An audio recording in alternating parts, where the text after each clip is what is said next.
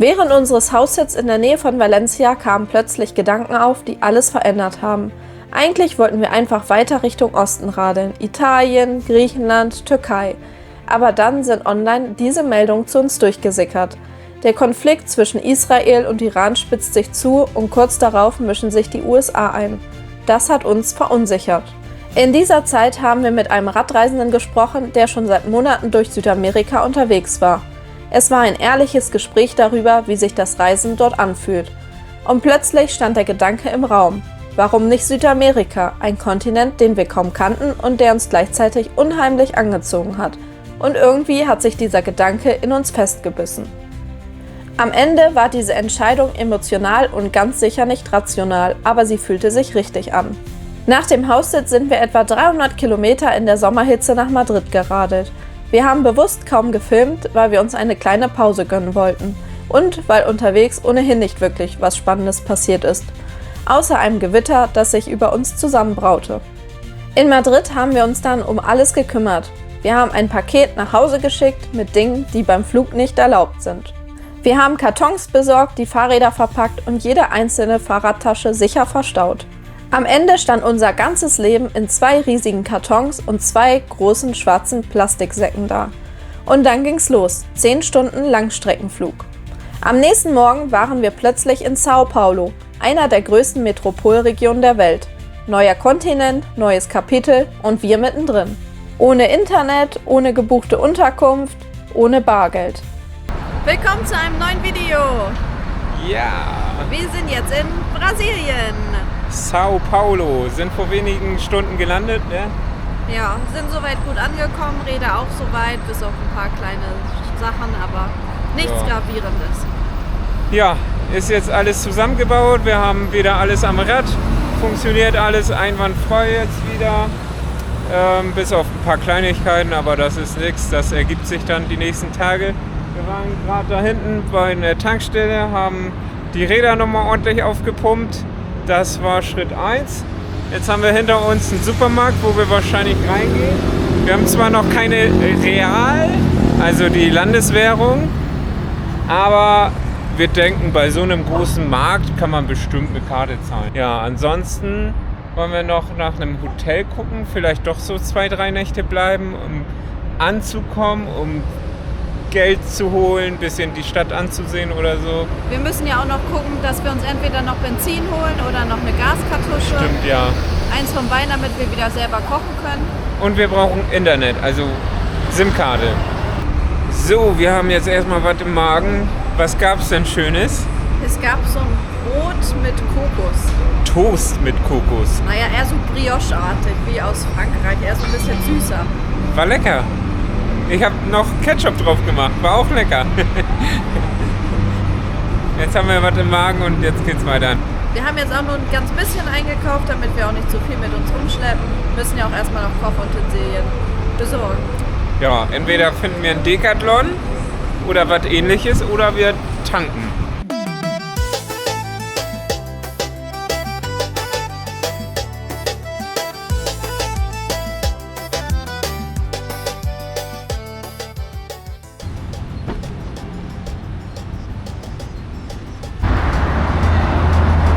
Leute, es ist spannend. Wir haben immer noch keine Unterkunft, keine Ahnung, wo wir heute schlafen. Ja, wir waren jetzt bei verschiedenen Banken und unsere Karten funktionieren nicht. Also Master und Visa. Keine Ahnung. Weiß das Personal auch nicht. Aber beim Einkaufen konnte Ann-Kathrin mit der Visa-Karte zahlen. Also da ist Geld drauf. Eigentlich müsste das funktionieren. Ja, wir sind hier eben ein bisschen durchs Ghetto. Sah ganz nett aus. Jetzt fahren wir irgendwie dahin, da sollen Supermärkte sein und so. Und dann gucken wir da nochmal, ob es da irgendwie funktioniert. Sao Paulo war echt riesig. Wir hatten auch keine Navigation, weil es vorher irgendwie nicht geklappt hatte, die Karte runterzuladen. Und so sind wir irgendwie nach Gefühl durch diese riesige Stadt geradelt in Richtung Stadtkern. und haben dann irgendwann ein Hotel gefunden, wo wir einchecken konnten und mit Karte bezahlen konnten. Und so haben wir uns erstmal für ein paar Tage eingebucht, um erstens die Stadt ein wenig kennenzulernen, um Brasilien kennenzulernen und uns ein wenig zu klimatisieren hier. Abends sind wir nochmal los zu einem großen Einkaufszentrum in der Nähe. Dort haben wir auch ein ATM gefunden, wo wir Geld abheben konnten. Zwar mit Gebühren, aber immerhin, wir hatten Bargeld in der Hand. Das hatte uns ein wenig Sicherheit gegeben. Ja, da konnten wir auch was Leckeres essen. Und gegenüber war ein kleiner, cooler Dino-Park. Moin! Moin Leute, wir sind jetzt hier in Riverdale. Das soll das japanische Viertel von Sao Paulo sein. Genau, weil die größte japanische Community außerhalb Japans nicht in Düsseldorf leben soll, sondern hier. Rund 250.000 Japaner, glaube ich, leben hier.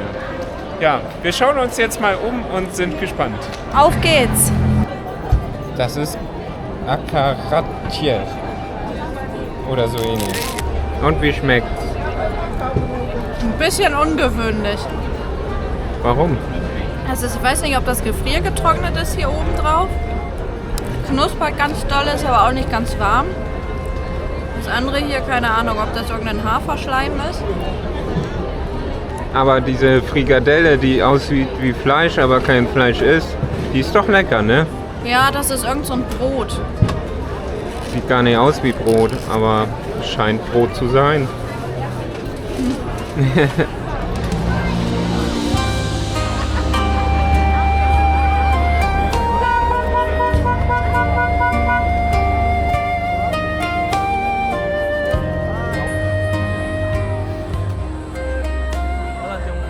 Das ist echt voll hier, ne? Ja, so ein bisschen Marokko-Feeling hier gerade. Ja, nur noch voller irgendwie.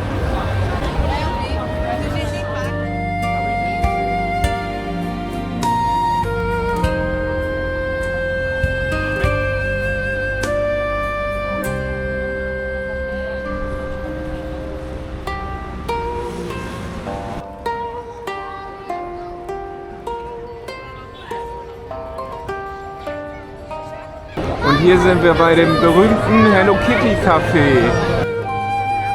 Voll das coole Design.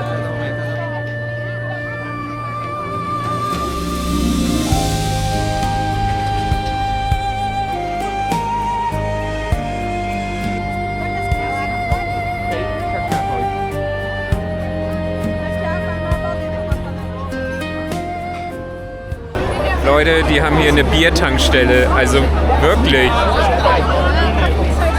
Aus den Zapfsäulen kommt Bier.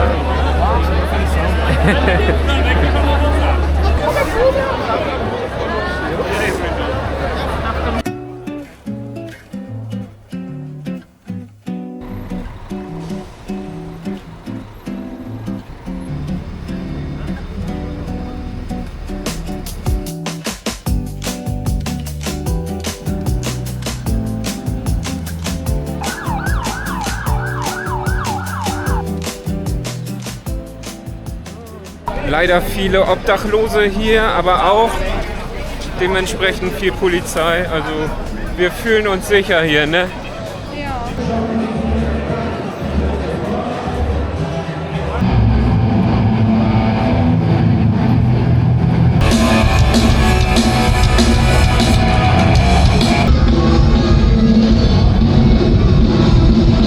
Ja, cool. Hier kann man so quer rüber gehen. Die bauen hier überall was auf, ne? Ja, für so ein Rockfestival. Das findet wohl vom 11. bis zum 14.07. hier statt.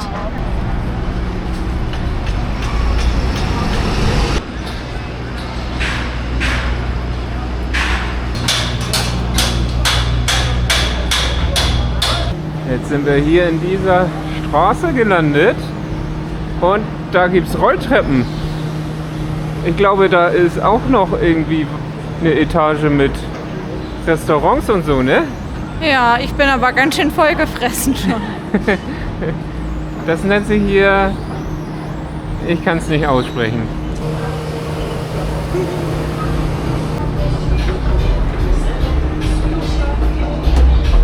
Jo, jetzt sind wir hier oben. Okay, hier gibt es ja tatsächlich ein paar Shops. Was haben wir denn hier für Shops? Schallplatten. Die scheinen hier sehr beliebt zu sein, ne? Da ist schon der nächste Schallplattenshop. Da auch. Da vorne noch eine. So. Ja, nur Schallplatten da oben und Friseure. Nichts zu futtern. Jetzt fahren wir wieder hier runter und dann hoffen wir, dass hier unten irgendwie was zu essen ist. Weil Nico hat nämlich noch ganz viel Hunger. So, wir waren jetzt bei Claro drinnen und wir sind jetzt online. Genau, und zwar nicht nur mit 100 MB. Genau, wir haben 30 Gigabyte gekauft für einen Monat und können dann im nächsten Monat für 45 Reals verlängern. Ne? Auch Genau. mit 30 Gigabyte irgendwo in einem anderen Claro-Shop. So, wir haben jetzt 150 bezahlt, SIM-Karte und Datenvolumen und völlig okay, ne? Ja, auf jeden Fall sind wir jetzt glücklich, dass wir online sind. So können wir wieder gut navigieren und so auch. Jetzt sind wir hier in einem Park. Sind da auch Kois drin? Ja, tatsächlich. Aber das Wasser ist ein bisschen trüb. Die sieht man nicht so gut. Wollen wir da vorne zu den gelben Ständen lieber hin? Gelbe Stände? Ach, da hinten. Da gibt es bestimmt auch was zu futtern, oder? Hast du Hunger? Ja, Hunger habe ich noch nicht wieder. So, jetzt sind wir hier bei den gelben Ständen. Ja, ist wie so ein Markt, ne? Ja. Futter haben wir jetzt noch nicht gesehen, aber hier gibt es Schmuck, Kunst, Kleidung und was ist das? Räucherstäbchen. Räucherstäbchen und so schöne Mützchen hier, Taschen selbst genäht, Tischdeckchen. Ja, und guck mal, da sind Handtaschen mit Schallplatten. Interessant. Das haben wir schon mal gesehen in Portugal, ne?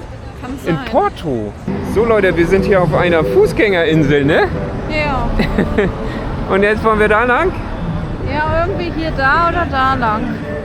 Wir haben uns jetzt übrigens ein Uber gerufen und wollen damit jetzt noch zum Decathlon fahren, um zu gucken, ob wir da eine Gaskartusche finden. Weil wenn wir die Gaskartusche finden sollten, dann hätten wir auf jeden Fall die wichtigsten To-Dos abgeschlossen, wie Geld holen, SIM-Karte besorgen und eben eine Gaskartusche. So, wir sind da im nächsten Shopping-Center. Genau, also es sind hier echt viele Shopping-Center. Oh ja, die Stadt der Shopping-Center, ey. Ja, die Taxifahrt war ganz gut, also die Uberfahrt. Wir haben keine 3 Euro bezahlt. Ja. Und der ist super gefahren, richtig gut. Und war auch echt ein modernes Auto. Oh ja. Da ist der heilige Tempel. Decathlon. Decathlon. So Leute, Gaskartusche haben wir. Wir haben nur eine gekauft, weil wir nicht ganz sicher waren, ob das wirklich passt. Aber es müsste. Genau. Das ist so ein Universalgewinde und irgendwie kann ja nicht jeder Hersteller ein eigenes Gewinde drehen. Ja. Wäre doch irgendwie unfair, oder? Genau, und wir wollen das jetzt erstmal ausprobieren. Hält normalerweise eh so 2 Wochen oder so die Gasflasche. Ja, Und zur Not müssen wir sonst zwischendurch essen gehen. genau. Oder doch zur Tankstelle. Und im nächsten Center. Was wollen wir hier? Einfach nur ein bisschen rumgucken. Und Nico hat mal wieder Hunger. Stimmt gar nicht. Da gibt's Pizza und so. Da gibt's Eis. Und Eis. Ah, cool, da gibt's einen Biergarten. Bayerischer. Da gibt's sogar Paulaner. Da sagt Ann-Kathrin erst, sie hat keinen Hunger. Und dann isst sie einfach Knödel hier. Ja, und wir haben hier irgendwie Paulaner mit ein bisschen Früchten drin. Haben wir aber als Sangria bestellt. Schmeckt aber gar nicht nach Sangria. Ist trotzdem okay. Und schmeckt. Ja, schmeckt. Aber? Ich finde, die von meiner Oma sind noch ein bisschen besser. Ja, das ist klar.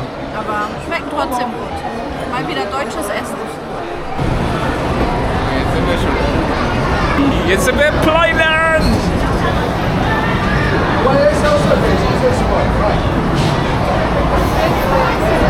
Wir können da Auto hochfahren. Guck mal, die haben da so ein Monster Bigfoot-Teil-Ding. Oh, da gibt's Transformers und die fahren da Auto und Motorrad. Cool.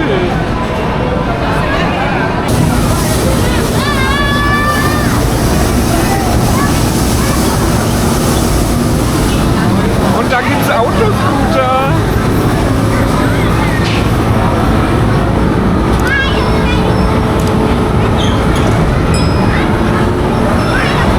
Das Ding ist, man braucht eine Playcard. Hier sind nirgendwo irgendwie Münzfächer oder so Scheinannahmen bei den Geräten. Man muss da immer so eine Karte durchziehen. Und die gibt es da vorne.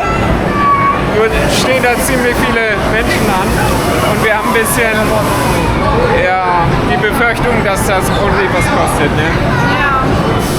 Aber die Leute haben so viel Spaß hier. Das ist voll cool. Richtig cool, ey.